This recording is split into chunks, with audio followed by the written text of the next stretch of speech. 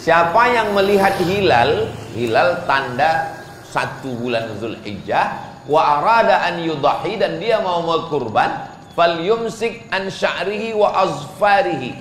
Jangan cukur bulu, jangan potong bulu badan, jangan potong kuku dari tanggal 1 Zulhijjah. Jadi dia lihat hilal tanggal 1, 2, 3, 4, 5, 6, 7, 8, 9. Selama 9 hari tidak potong kuku, tidak cukur bulu, tidak cukur kumis, tidak potong jenggot, tidak potong rambut selama 9 hari. Apakah hukumnya wajib? Tidak wajib, sunnah. Jadi bagi yang mencukur kumis, yang potong jenggot, yang potong kuku dari tanggal 1 sampai tanggal 9 hukumnya mubah, boleh. Apa hikmah? Apa hikmah dari menahan diri selama 9 hari? 9 hari kukunya mulai panjang, 9 hari kumisnya mulai panjang. Begitu selesai potong kurban, barulah cukur kumis, potong kuku, suasananya menjadi baru. Orang kan kalau habis potong kumis, potong kuku, itu fresh, baru. Habis potong kurban. Ini sebenarnya adalah salah satu terapi yang diajarkan Nabi Muhammad SAW. Tapi hukumnya tidak wajib. Siapa yang berkurban potong kuku pada tanggal 9, ya boleh, kurbannya tetap sah. Ini saya sampaikan karena biasanya kalau sudah mendekat hari raya kurban, banyak diangkat isu-isu, masyarakat bingung, mau dilanjutkan nggak bisa karena paket sudah habis.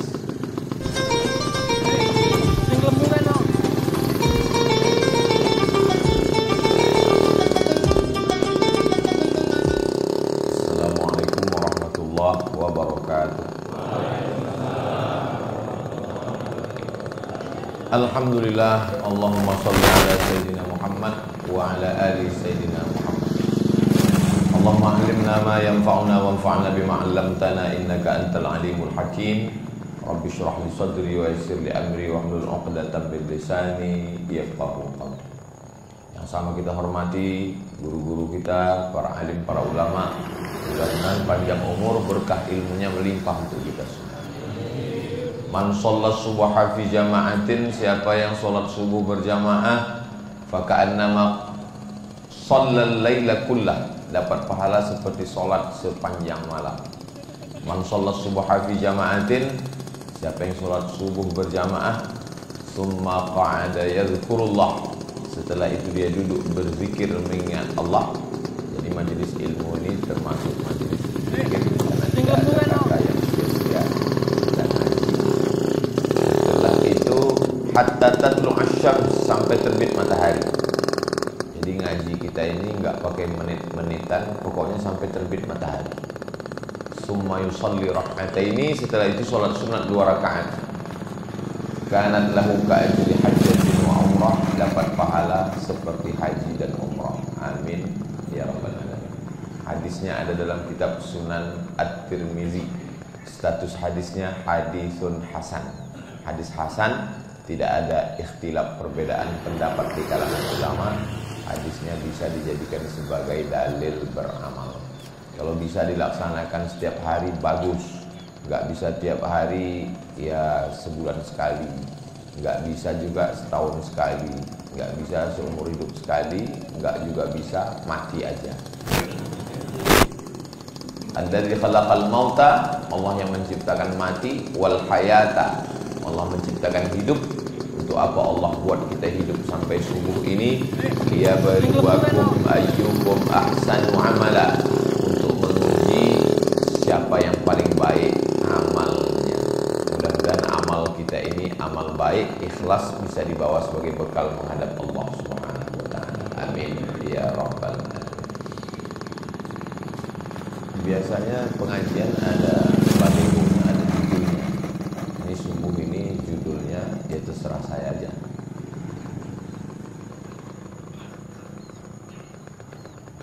Nabi Adam punya anak, satu namanya Qabil, satu namanya Habil.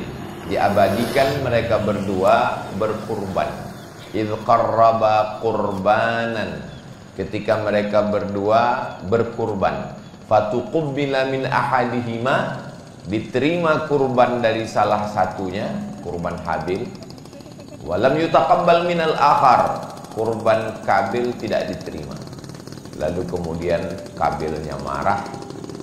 Lalu kemudian dia bertanya, kenapa kurbanmu diterima, kurban saya tidak? Jawabannya, innama yataqabbalullahu minal muttaqin. Karena ibadah itu hanya diterima oleh orang yang takut kepada Allah. Mudah-mudahan kita ini semua beramal dasarnya karena takut kepada Allah. Lalu kemudian beberapa masa setelah itu, Adam, Idris, Nuh, Hud, Saleh, sampailah pada masa Nabi Ibrahim alaihissalam. Allah Subhanahu wa taala juga meminta kurban dari Nabi Ibrahim.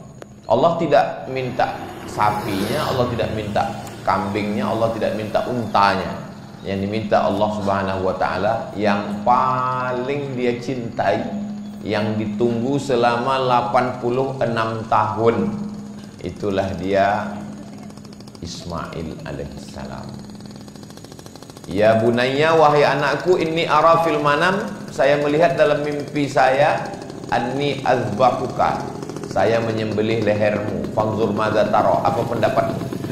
Kata Ismail, jawab, ya abati, wahai ayah saya, if'al ma tu'mar, laksanakan perintah Allah, satajiduni insyaallah minas sabirin, insyaallah saya sabar menerimanya. Jadi ibadah yang paling berkualitas adalah apa yang paling kita cinta, itulah yang kita lakukan. Tapi nanti jangan gara-gara ini setelah pulang kata istrinya, kamulah yang paling kucinta mas. Ini perintahnya Allah yang nyuruh. Lalu kemudian ketika sudah sampai di bawah watallahu lil jabin, ketika pisau itu sudah mendekat ke leher Nabi Ismail alaihissalam, lalu Allah menebusnya, fafadainahu bidzibhin azim, kami tebus dia dengan sembelihan yang besar, seekor kambing domba. Inilah dalil sebagian masyarakat kita berkurban seekor domba karena Nabi Ibrahim ketika itu ditebus anaknya dengan domba. Yang afdol itu domba Pak Ustaz. Saya bilang, ya nanti saya cari dulu di kitab, pokoknya domba. Ternyata dia jual domba. Dia bilang yang afdol domba. Makanya, mohon maaf kalau ada di antara bapak yang jual domba. Maka yang ada dalam kitab Al-Fiqhul Islami wa Adillatuh, Syekh Wahbah Az-Zuhaili mengatakan, mana yang lebih afdal? Yang satu lagi mengatakan, siapa yang datang pada hari Jumat saat pertama seperti berkurban seekor unta. Siapa yang datang pada saat kedua seperti berkurban seekor lembu. Siapa yang datang pada saat ketiga seperti berkurban seekor kambing. Berdasarkan hadis ini, yang afdal itu unta. Karena urutannya Nabi menyebut unta dulu, setelah itu lembu, baru kambing. Akhirnya kelahi antara yang mengatakan unta dan kambing. Dan kedua-duanya nggak berkurban. Lalu sebetulnya yang afdal itu mana? Maka kedua-duanya tidak afdal. Yang afdal adalah yang paling banyak dagingnya. Karena kurban itu standarnya dagingnya. Jadi ada orang berkurban 1 ekor kambing, tapi kambingnya kambing besar yang 1 ekor 200 kilo. Itu afdal daripada berkurban seekor sapi, sapi kurus 7 orang. Tapi yang berkurban 1 ekor sapi, sapinya sapi limosin 1 ton. Itu afdal.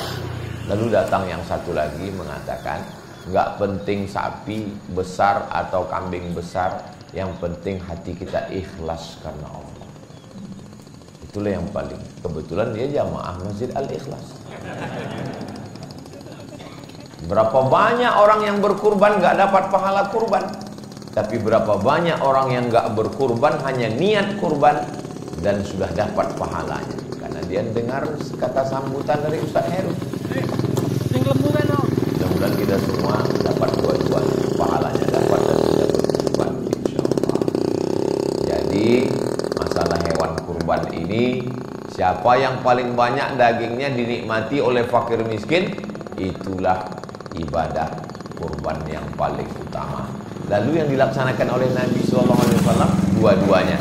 Riwayat yang pertama, Nabi mengambil seekor kambing, kepalanya di sebelah kiri, kakinya di sebelah kanan, menghadap ke arah kiblat. Kambing yang pertama Nabi menyebutkan Bismillahi Allahu Akbar. Kenapa bismillahnya nggak sampai habis Bismillahirrahmanirrahim? Karena nggak sesuai. Bismillahirrahmanirrahim dengan nama Allah yang maha pengasih dan penyayang. Kalau sayang kok dipotong? Itu kenapa bismillahnya cuma sampai Bismillahi Allahu Akbar. Dengan nama Allah, Allah maha besar. Allahumma hadza an Muhammad wa ali Muhammad. Ini saya sembelih dari Muhammad dan untuk keluarga Muhammad sallallahu alaihi wasallam. Menurut ulama, inilah dalil bahwa kurban itu boleh untuk orang meninggal dunia. Mana dalilnya? Itu kan nggak ada disebut orang meninggal dunia. Karena waktu Nabi menyembelih hewan kurban itu dia katakan ini untuk Muhammad dan untuk keluarga Muhammad sallallahu alaihi wasallam. Ketika itu Khadijah sudah meninggal dunia. Kambing yang kedua, Bismillahi Allahu Akbar, Allahumma hadza an Muhammad wa ummati Muhammad. Inilah kurban untuk Muhammad dan untuk umat Muhammad sallallahu alaihi wasallam. Ini juga dalil kalau seorang suami berkurban, maka ahli baitnya, istrinya, anaknya sudah dapat. Kenapa? Karena waktu menyembelih itu Nabi mengatakan ini untuk Muhammad dan untuk keluarga Muhammad. Oh, jadi kalau begitu Ustadz, satu kambing bisa untuk satu kelas. Makanya di beberapa sekolah dilaksanakan satu kelas, anak pelajar siswa 30 orang, satu ekor kambing. Itu bukan kurban. Karena kambing itu satu orang satu kambing. Tapi kalau ahli bait, anak istri bisa satu kambing untuk satu ahli bait. Tapi itu satu kelas, nggak ada orang satu kelas ahli bait. Mana ada satu kelas 30 orang saudara kandung semua? Maka kalau satu kelas itu iuran, satu pelajar ada yang 50.000, ada yang 20.000, maka yang berkurban tetap satu orang. Yang iuran itu namanya pahala sodakoh. Sedangkan hasil dari sodakoh itu dapat untuk satu ekor kambing dibelikan ke kambing yang berkurban satu orang. Nama siapa Ustaz? Ya bahaya kalau 30 orang dipilih satu nama, kelahi anak-anak. Terus ya udah wali kelas. Jadi jangan disebut untuk kurban satu kelas, karena satu kambing itu untuk satu orang. Tapi kalau untuk ahli bait, maka bisa satu kambing, bapak, anak, suami, istri. Tapi jangan gara-gara ceramah subuh ini yang sudah ngasih 5 kambing, 4-nya diambil lagi. Ini kambing untuk saya, ini untuk istri saya, ini untuk anak saya, ini untuk mantu saya, ini untuk cucu saya. Kami di rumah ada 5 orang, jadi saya satu kasih 5 ekor kambing untuk Masjid Al-Ikhlas. Besok pagi datang ke masjid, karena kata Ustaz Somad cukup satu, yang 4 saya ambil lagi. Kalau mau afdal, satu orang satu ekor kambing. Ini hadis tentang kambing. Lalu hadis tentang sapi, naharna ma'an Nabi sallallahu alaihi wasallam amal Hudaybiyah. Kami, kata sahabat Nabi, pernah berkurban pada tahun Hudaybiyah. Tahun Hudaybiyah adalah ketika Nabi dan sahabat berangkat umroh, lalu kemudian tertahan di satu daerah namanya Hudaybiyah. Hudaybiyah itu lebih kurang 22 km dari kota Makkah Al-Mukarramah. Sekarang namanya sudah berubah menjadi Sumaisi, tempat checkpoint waktu kita masuk dari kota Jeddah. Biasa kita masuk dari kota Jeddah itu ditahan, dicek paspornya, itu daerah Hudaybiyah. Nah ketika itu Nabi bersama sahabat berkurban 1 ekor onta 7 orang. Jadi 1 ekor onta 7 orang, 1 ekor lembu 7 orang, 1 ekor sapi 7 orang. Nah, jadi apakah boleh dicampur 7 orang itu? Pertama, Bapak Insinyur Pulan. Kedua, Bapak Doktorandes Pulan. Ketiga, Bapak Kiai Pulan. Keempat, Bapak Jenderal Pulan. Kelima, almarhum. Boleh. Misalnya, ini 1 sapi. Saya, anak saya, istri saya, mantu saya, cucu saya, 2 almarhum ayah, almarhum. Boleh dicampur antara untuk orang yang hidup dan orang meninggal dunia. Lalu kemudian, ini 1 ekor sapi untuk saya, anak saya, istri saya, mantu saya. Yang 3, cucu saya akikah 2 orang laki-laki dan 1 orang perempuan. Kurban 4, campur akikah 3. Menurut kitab fikih sunnah, nggak boleh dicampur antara kurban dengan akikah. Kalau kurban-kurban saja, akikah saja. Referensinya, nama kitabnya fikih sunnah, nama penulisnya Sayyid Sabit. Tapi menurut mazhab Syafi'i, dalam kitab Hasyiah Al-Bujairimi, boleh dicampur antara kurban dengan akikah. Hanya saja bedanya kalau daging kurban dibagi mentah, sedangkan daging akikah dimasakkan lalu diundang orangnya diberi makan. Jadi tinggal dibagi saja. Kalau 7 bagian, yang 3 bagian ini dilaksanakan secara akikah menurut mazhab Syafi'i. Saya sampaikan 2 versi ini bukan untuk membingungkan jamaah. Mana tahu nanti ada ustadz yang ceramah mengatakan kurban dengan akikah gak boleh dicampur. Yang satu lagi mengatakan boleh. Akhirnya jamaah bingung, nggak jadi berkurban. Nah, jadi, yang mengatakan nggak boleh berarti dia pakai referensinya kitab ini. Yang mengatakan boleh berarti dia pakai mazhab Syafi'i dari kitab Hasyiah Al-Bujairimi. Silakan saja, perbuatan ini baik. Nabi SAW berkurban pada waktu haji wada. Beliau menyembelih sendiri 63 ekor unta. Dia sembelih. Setelah selesai 63 ekor. Waktu itu Nabi haji wada umurnya 63 tahun. Berkurban 63 ekor unta. Jadi kalau ada di antara bapak yang umurnya 50 tahun, berarti berkurban 50 ekor unta kali 50 juta. Ustadz, katanya Nabi Muhammad itu miskin, susah, melarat, bajunya compang-camping. Ya, cobalah pikirkan. Kalau memang Nabi itu miskin, susah, berkurban 63 ekor unta. Unta yang paling murah 50 juta. Sebetulnya harganya lebih mahal, tapi karena kita udah lama kenal, ya 50 juta. Bayangkan itu. Nabi itu kaya, cuman hidupnya bersahaja. Dan di total semua, setelah Nabi sembelih 63 ekor, pisaunya diberikan Nabi kepada Sayyidina Ali. Ali, lanjutkan. Sayyidina Ali menyembelih lagi 37. Tambah 63 sama dengan 100 ekor unta.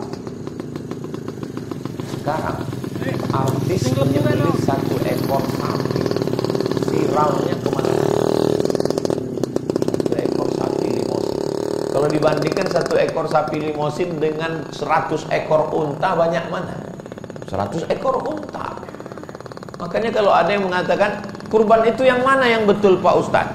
Apakah 1 ekor kambing untuk 1 rumah, 1 ekor kambing untuk 1 orang, 1 ekor sapi untuk 7 orang, atau 100 ekor? Kalau kurbannya VVIP 100 ekor. Itu very important person. Itu yang paling hebat. Tapi kalau yang paling bawah, 1 keluarga, 1 rumah, 1 kambing, itu kelas ekonomi. Saya jelaskan ini semua supaya jamaah nggak bingung. Oh, ternyata yang buat satu rumah satu kambing ada, yang buat satu kambing satu orang ada, yang membuat satu sapi 7 orang ada, yang buat 100 ekor pun ada. Yang nggak bisa 8 orang 1 ekor sapi, itu nggak bisa. Yang satu itu ya udah misahkan diri aja. Tapi nggak bisa Ustaz, kami ini satu geng. Kami kebetulan geng kami memang 8. Ya udah kamu 1 kambing, yang 7 ini. Oh nggak bisa, kami harus selalu bersama. Ya amalan ini nggak bisa menurut perasaan kita. Kita ikuti saja sunnah yang sudah ditetapkan oleh Nabi Muhammad Sallallahu Alaihi Wasallam. Ustaz Somad, ya kebetulan di belakang masjid kami ada gereja. Gerejanya ngasih sapi. Terus, ya kami mau kurban, motongnya gimana? Apakah waktu menyembelih itu disebutkan Bismillahi Allahu Akbar dari? Sedangkan syarat beribadah itu kan pertama muslim, kedua baligh, ketiga berakal. Nah, sedangkan ini ada tetangga kawan kita di komplek non muslim ngasih sapi. Apakah kita tolak? Yang ada itu tolak banget. Enggak ada tolak sapi. Terus sapinya diterima sebagai hadiah, diterima oleh pengurus masjid panitia sebagai hadiah. Tapi saat penyembelihan disebutkan nama orang muslim. Nama siapa? Ya nama ketua panitia. Ketua, sekretaris, bendahara, pengurus semua namanya dipakai. Kalau ada yang komplain, kasih tahu sama dia. Mudah-mudahan tahun depan sampean ketua. Yang penting kan dagingnya dibagi. Kalau disebut nama non-muslim, maka kurbannya tidak sah. Tapi bahwa mereka memberi, itu terhitung sebagai hadiah. Apakah orang yang tidak Islam itu kalau memberi sesuatu dibalas Allah Ta'ala? Ya. Buka bab tentang wakaf.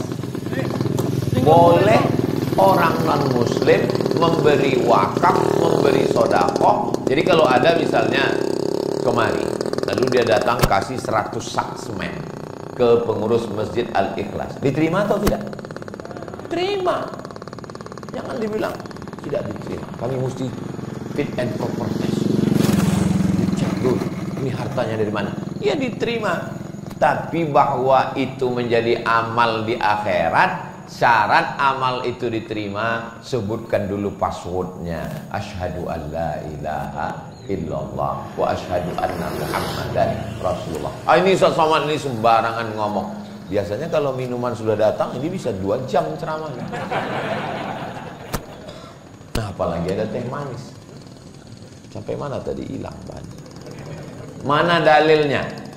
Ketika Nabi mengirim surat ke Alexandria. Jadi waktu itu di dunia ini ada 2 paus. Satu paus yang ada di Vatikan, satu paus yang ada di Alexandria. Yang di Alexandria itu sampai sekarang masih ada. Saya waktu ke Mesir ada paus Alexandria. Mereka tidak ikut yang di Vatikan. Yang dikirimi Nabi surat yang di Alexandria.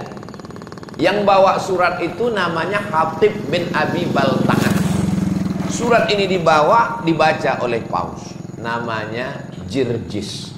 Nama mereka biasanya punya 2 nama. Nama asli dan nama itu Muqawqis. Dia baca surat Nabi, dia lipat surat Nabi, dia kasih minyak wangi, dia cium, dia letakkan di dalam kotak kayu. Begitulah dia memuliakan surat Nabi. Dan Hatib yang bawa surat itu dikasih hadiah. Dikasih hadiah asal Banha. Asal artinya madu. Banha salah satu provinsi di Mesir. Memang produksi madunya bagus, madunya asli. Cirinya dibawa pulang ke rumah, istri marah. Itu asli. madunya dibawa ke Nabi, diminum oleh Nabi. Itu dalil boleh menerima hadiah dari non muslim. Makanya kalau ada bapak ibu yang dikasih madu sampai sekarang masih disimpan, ragu untuk minum, silakan minum, atau kalau nggak mau kasih ke saya. Yang kedua, dikasih kain, karena Mesir itu waktu itu produksi tekstil terbaik, kain putihnya. Habis waktu. Hebat Masjid Al-Ikhlas. Kadang memang ustadz-ustadz ini ceramah nggak mengenal waktu. Itu pentingnya dikasih timer. Kalau sudah bunyi, habis waktu. Tapi karena ini ustadz dari luar kota, maka ada kekhususan. Nah, lalu kemudian kain putihnya disimpan dan dipakai oleh Nabi SAW. Nabi diberi hadiah yaitu bighal. Bighal ini lebih besar dari keledai, lebih kecil dari kuda. Kendaraan. Kalau sekarang mungkin ya mobil dinas plat merah. Dipakai oleh Nabi. Dikirim 2 perempuan. Bayangkan baiknya Paus Alexandria. Dikirim 2 orang perempuan, yang satu namanya Sirin. Lalu sahabat Nabi ada yang belum nikah, namanya Hasan bin Sabit, penyair. Kalau mau perang, Hasan ini yang baca syair. Hasan, kamu ambil Sirin menjadi istri kamu. Sirin ini punya kakak namanya Maria. Maria ini ibu dari anak Nabi laki-laki bernama Ibrahim. Ibrahim ini adalah anak Nabi, nama ibunya adalah Maria Al-Qibtiyah, perempuan dari Mesir. Ini dalil boleh menerima hadiah dari non-muslim. Nah, jadi kalau ada yang ngasih sapi, ngasih macam-macam, terima saja. Sampai hari ini sudah ada yang ngasih.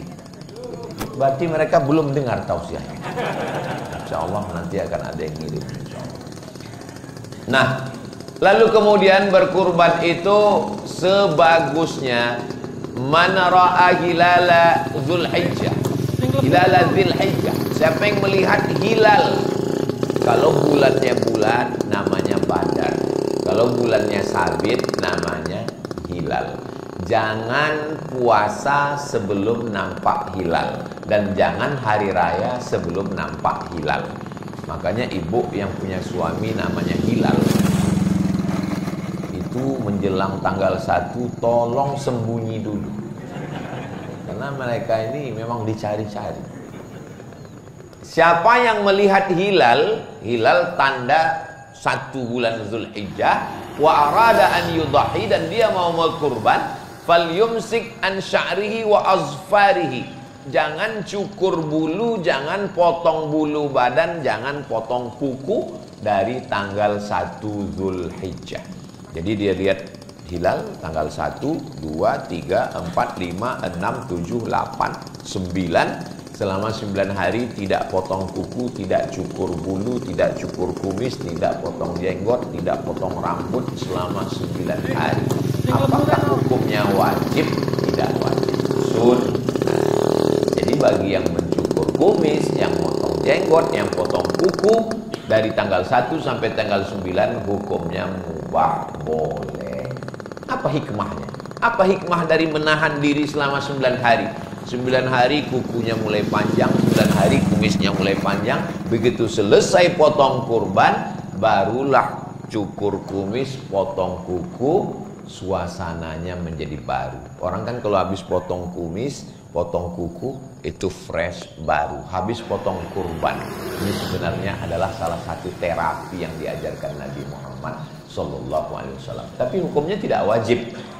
Siapa yang berkurban potong kuku pada tanggal 9, ya boleh, kurbannya tetap sah. Ini saya sampaikan karena biasanya kalau sudah mendekat hari raya kurban, banyak diangkat isu-isu, masyarakat bingung, mau dilanjutkan nggak bisa karena paket sudah habis.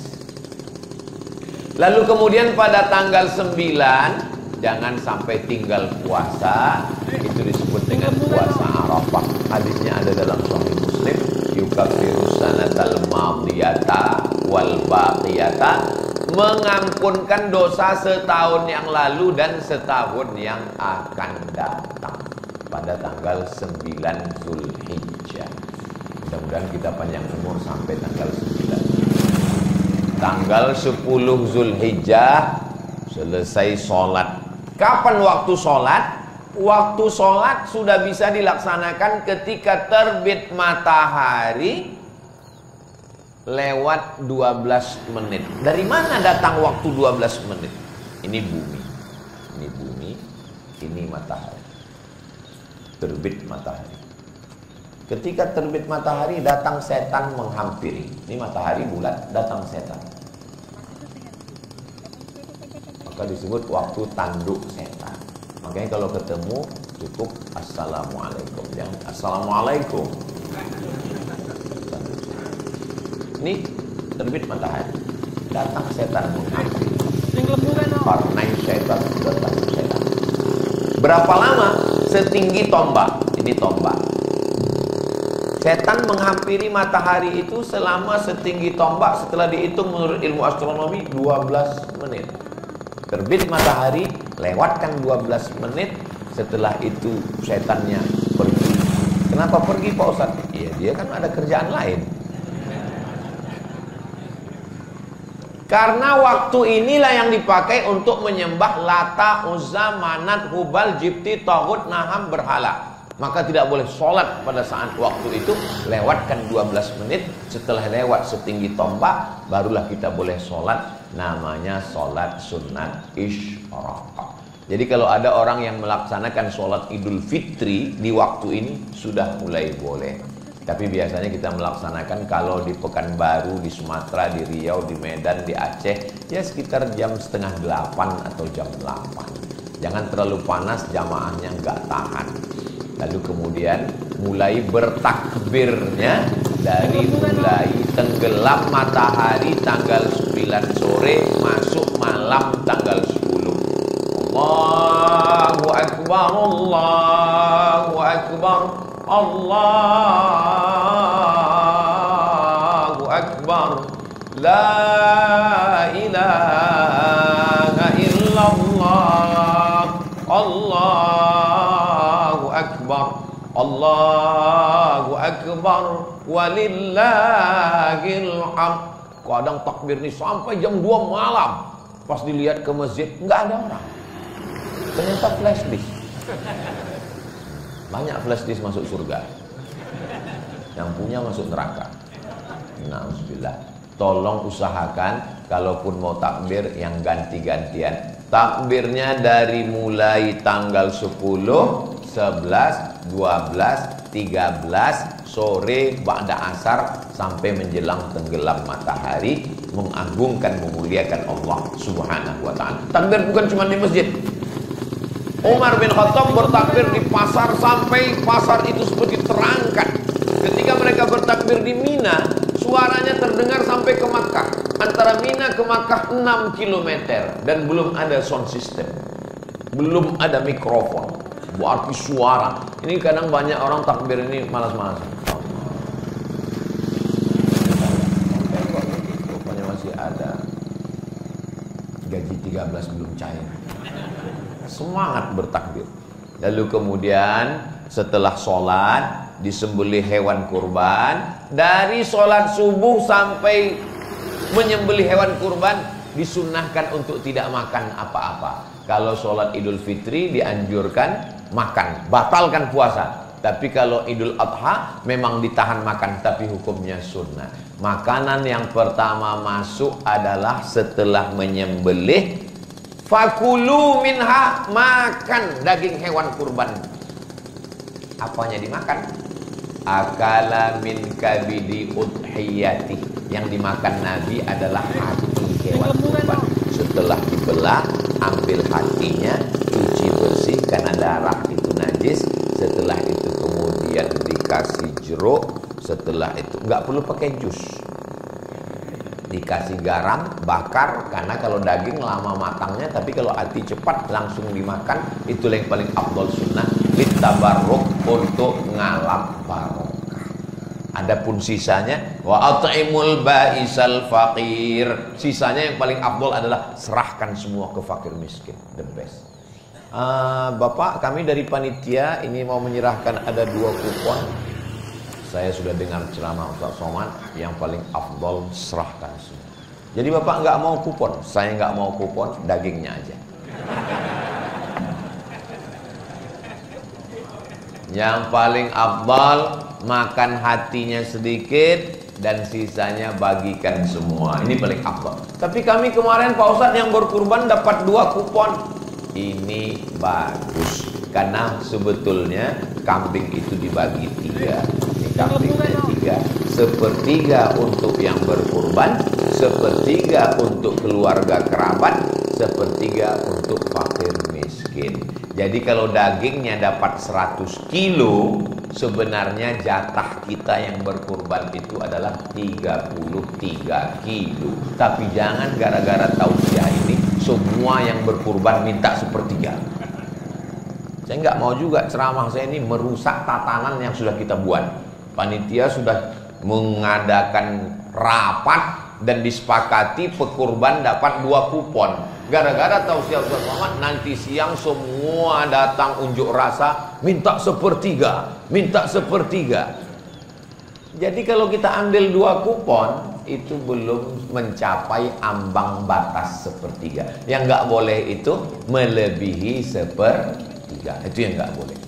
Kalau ada datang orang kemari, lalu dia serahkan kambing. Ini kambing saya, Pak Panitia, tolong potongkan dan bagi ke saya kakinya, kepalanya, dagingnya, semuanya. Panitia balik ngomong, ambil saja semua, potong sendiri, makan sendiri, mati sendiri. Berkurban ini kan untuk kebersamaan kita. Setelah disembelih, datang panitia mengambil dagingnya 1 potong, 2 potong, 3 kilo, dicincang, dimasak. Ketika setelah dimasak, dimakan. Allahumma barik lana fima razaqtana wa qina azabannar.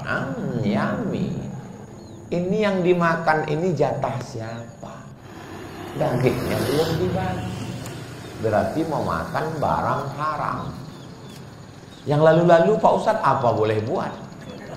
Mudah-mudahan Allah menerima taubat kita, taubat nasuha. Tapi tahun ini jangan diulang lagi. Ya kalau kami cuma makan lontong sayur nggak bertenaga motongnya Pak Ustadz, maka minta izinnya dulu kepada bapak-bapak pemilik sapi nomor 1, 7 orang diharap maju ke depan. Pak, kami minta jatah bapak 5 kilo ya, kami mau masak. Kata yang 6 orang, ya sudah. Tapi ada 1 yang enggak. Bapak tinggal bawa golong. Izin ya Pak ya? Iya izin. 5 kilo jatah mereka itu pun gak habis semua, itu paling 0, sekian dari jatah mereka. Mereka izin, jelas yang kita makan. Lalu kemudian ada sebagian dagingnya, tulangnya, kepalanya dijadikan sebagai upah. Ini upah kamu sebagai tukang jagal, ini upah kamu sebagai tukang kulit, ini sebagai tukang potong. Enggak boleh menjadikan kulit kurban, kepala, ekor, tulang, otak dijadikan sebagai upah. Sebagai hadiah boleh, tapi sebagai upah enggak boleh. Apa beda upah dengan hadiah? Kalau hadiah dapat alhamdulillah, enggak dapat enggak apa-apa, itu hadiah. Kalau upah mesti ada. Kalau enggak ada, bertambah hewan kurban ini jadi kamu. Ini pisau masih tajam ini. Itu namanya upah. Maka solusinya supaya tidak terjadi syubhat, supaya daging ini jangan diotak-atik, akad kurban. Saya bayar hewan kurban sekaligus biaya operasional. Biaya operasionalnya untuk apa? Beli tali, beli kresek, beli pisau, beli terpal. Lalu kemudian 1 ekor sapi ini kira-kira yang sanggup melaksanakan berapa orang? 7 orang. Oke, 7. Tambah tukang jagal, tukang kulit. Kasih 1 orang 100.000, 100.000, 100.000, 700.000. Tambah tukang jagal 200, tukang kulit 1. Bapak Ibu, 1 sapi ditambah budget 1 juta sebagai upah daripada nanti kepalanya, kulitnya, dagingnya diambil. maka itu lebih baik daripada ibadah kita rusak, yang makan rusak, yang berkurban rusak. Saya yakin panitia, sahabat, jamaah semua setuju. Kenapa? Mengeluarkan dari yang syubhat, yang haram. Akhirnya selamat hewan kurban kita. Akadnya mesti disertakan biaya operasional. Kenapa? Karena kalau tidak disertakan biaya, nanti panitia susah sendiri. Kalau uangnya berlebih mesti dikembalikan. Tapi kalau dia katakan, ini saya bayarkan untuk kurban dan biaya operasional tunai, setelah dibagikan berlebih mau diserahkan ke masjid, boleh, itu hak panitia. Tapi kalau tidak, dikhawatirkan terjadi yang tidak diinginkan. Da'ma ya ribuka, tinggalkan sesuatu yang meragukanmu kepada sesuatu yang tidak meragukanmu. Motongnya tanggal 10, waktunya nggak cukup Pak Ustadz, tanggal 11, tanggal 12, tanggal 13, sore masih bisa sebelum tenggelam matahari, karena disebut dengan ayyamut tasyriq, 11, 12, 13. Nggak boleh puasa. Setakwa-takwanya orang 4 hari ini nggak boleh puasa, karena ini hari makan. Jadi kadang orang pas hari makan malah puasa. Pas saat puasa malah makan. Ikuti saja, gak usah yang aneh-aneh, ngikut syariat Nabi Muhammad sallallahu alaihi wasallam. Suatu tahun Sayyidina Abu Bakar dengan Sayyidina Umar gak berkurban. Kenapa Abu Bakar dan Umar tidak berkurban tahun ini?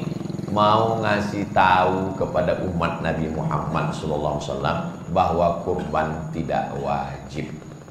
Jadi kalau ada yang tidak berkurban, ditanya orang, Bapak nggak berkurban tahun ini? Saya mau ngasih tahu bahwa kurban itu tidak wajib, maka saya nggak berkurban. Perasaan tahun lalu nggak kurban juga Pak? Iya, tujuannya tiap tahun.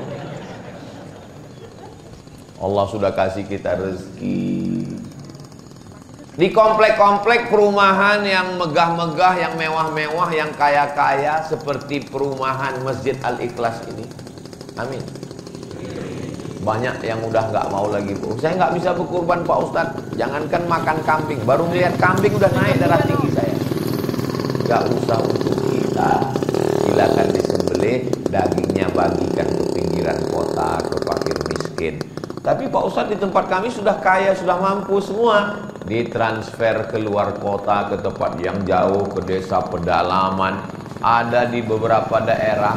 Bagi mereka itu melihat kambing itu, karena mereka tiap hari cuma makan ikan. Di mana itu? Suku laut. Di tengah laut, nggak ada kambing. Maka mereka ingin makan daging kambing, maka nggak bisa diganti dengan uang. Kambing ya kambing. Ini ada orang sekarang nggak perlu lagi berkurban, bagi uang.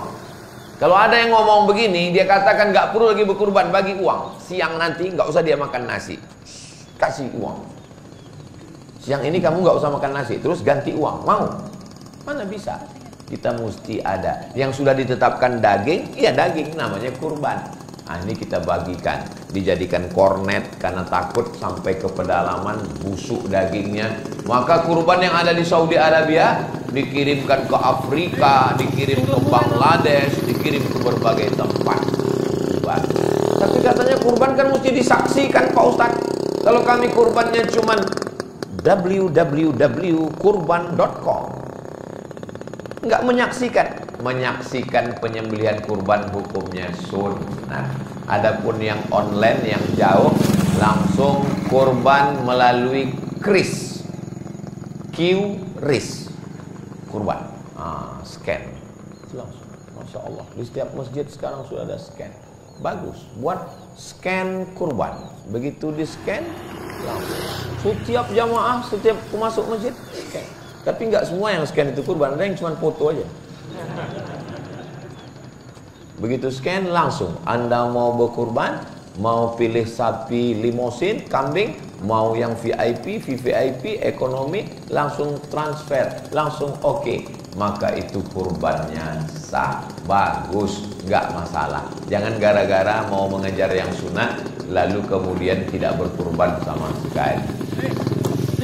Innaha la ta'ti yaumal qiyamah, kurban itu nanti akan datang pada hari kiamat, biquruniha, dengan tanduknya, wa azlafiha, dengan bulunya, wa asy'ariha dengan bulunya, wa azlafiha dengan kukunya.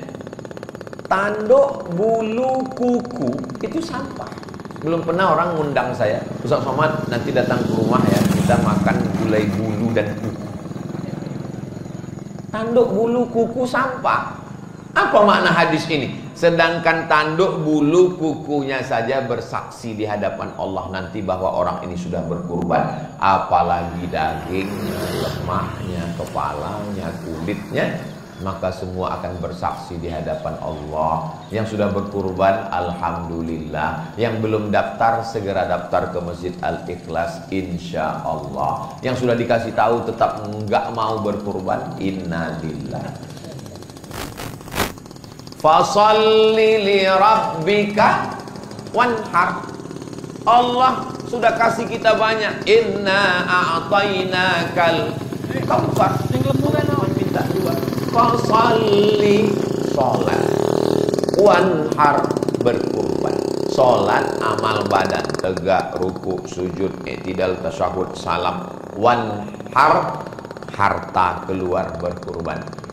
Kalau ada orang yang membencimu, mengejekmu, menganiayamu, menyantetmu, membunuhmu, inna syani'aka huwal abtar. Pembencimu nggak usah kau pikirkan, itu urusan Allah, serahkan aja sama Allah Subhanahu wa taala. Makanya kalau ada yang membuli, yang mengejek, bacakan itu, inna syani'aka huwal abtar. Yang penting kita sudah beribadah kepada Allah Subhanahu wa taala. Katanya Pak Ustadz, daging hewan kurban ini nggak boleh dimakan. Kurban nazar nggak boleh dimakan. Saya bernazar kalau anak saya lulus P3K tahun ini saya berkurban, tapi kalau nggak lulus saya nggak berkurban sampai mati. Itu nggak boleh dimakan. Adapun kurban yang untuk kita semua kurban sunat, maka amat sangat baik sekali. Fatibu wa inna dama, waktu menyembelih hewan kurban itu darahnya menetes jatuh ke tanah. Dikasih batang pisang supaya jangan kena tanah, supaya jangan berpasir lehernya. Bismillahi Allahu Akbar. Yakinkan yang motong ini sudah kursus penyembelihan. Karena banyak yang tidak sinkron antara keberanian dan ilmu. Ada yang punya ilmunya tapi nggak berani. Siapa itu? Saya. Saya ini Bapak Ibu dikatakan orang ustadz keras. Saya sebetulnya ngomong aja yang keras. Hati saya ini lembut. Sampai sekarang saya nggak berani nyembelih hewan kurban. Itu kami lihat di internet ada Ustadz Somad motong hewan kurban. Itu untuk konten aja. Konten juleha namanya. Juleha itu bukan perempuan, juru sembelih halal. Saya diajak pelatihan, habis itu potong, dikasih pisau. Ustadz Somad berani? Berani saya bilang. Bismillahirrahmanirrahim, Allahu Akbar. Wal awwal wal akhiru, itu yang pertama dan terakhir. Saya ini kalau untuk motong saya nggak sampai hati, tapi kalau sudah dipotong nggak sampai hati itu kemudian mesti kita selesai. Nah, yakinkan penyembelihnya pisaunya tajam, menyembelihnya memang betul-betul putus uratnya sudah. Dan setelah itu jangan sampai yang nyembelih ini punya ilmu tapi nggak berani. Begitu melihat darah banyak, sapinya nggak mati, yang nyembelih pingsan. Panitia tambah kerja baru.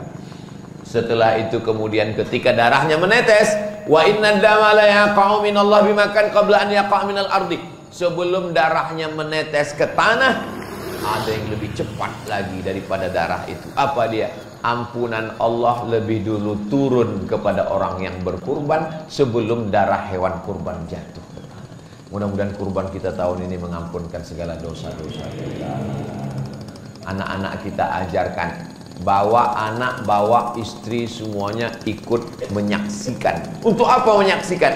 Melihat mati sakaratul maut hewan kurban. Kambing, sapi, lembu, kematian terakhir, habis. Tapi manusia kalau mati belum tentu terakhir. Masih ada pertanyaan mungkar nakir, masih ada hari berbangkit, masih ada padang mahsyar, masih ada titian siratal mustaqim, masih ada pembagian kitab, masih ada surga dan neraka. Hewan itulah yang terakhir, setelah itu habis. Tapi kita, makanya ketika melihat binatang itu mati, Di saat itu kita sedang sadar, saya pun juga akan mati menghadap Allah Subhanahu wa ta'ala. Sapi ada 10 ekor. Ketika satu ekor sapi sedang meregang nyawa, 9 sapi itu tetap makan, tetap nyantai.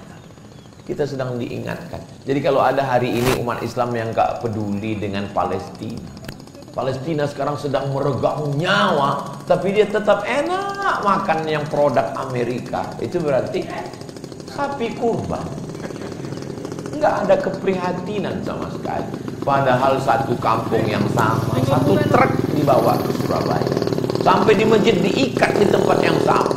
Satu sapi meregang nyawa, 9 sapi tetap menyatu. Nggak ada kepedulian, keprihatinan. Jadi kurban ini segala aspeknya itu ada pelajaran yang luar biasa. Fatibu biha nafsan, sucikanlah diri kamu dengan berkurban. Tadi saya mulai tausiah jam 5, sekarang sudah jam 6. 60 menit kebersamaan kita ini. Padahal sebetulnya kalau menurut botolnya 30 menit, karena ini 300 ml. Mudah-mudahan yang saya sampaikan ini bisa menjadi bekal kita semua. Terima kasih.